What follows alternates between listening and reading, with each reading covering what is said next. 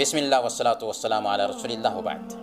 Corona virus سے بچاؤ کے لیے نیکی کے کام کریں، بھلائی کے کام کریں، خیر کے کام کریں، اچھائی کے کام کریں۔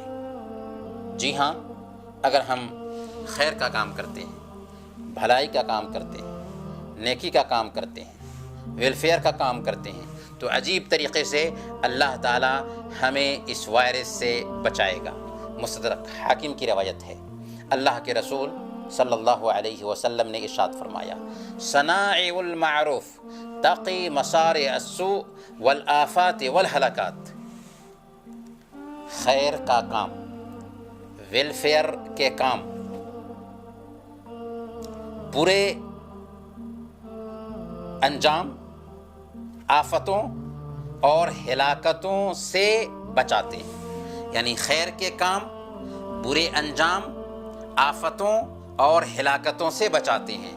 تو ہمیں بھی خیر کے کام کی طرف دھیان دینا ہوگا، بھلائی کے کام کی طرف دھیان دینا ہوگا کرونا وائرس سے بچاؤ کے لیے۔ امام ابن قیم رحمۃ اللہ علیہ نے زاد المعاد میں بڑی پتے کی بات لکھی ہے۔ وہ کہتے ہیں کہ بیماری کا سب سے عظیم علاج بھلائی اور احسان کا کام کرنا ہے۔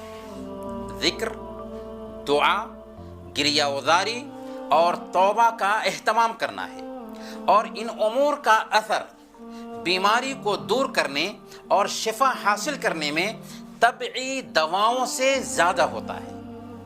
سمجھ میں آیا؟ تو خیر کا کام کرنا، بھلائی کا کام کرنا، ویلفیئر کا کام کرنا، یہ اکسیر کی حیثیت رکھتا ہے کرونا وائرس سے بچاؤ کے لیے۔ برت کے دیکھیے۔ وصلی اللہ علی نبینا محمد وعلی آلہ وصحبہ اجمعین۔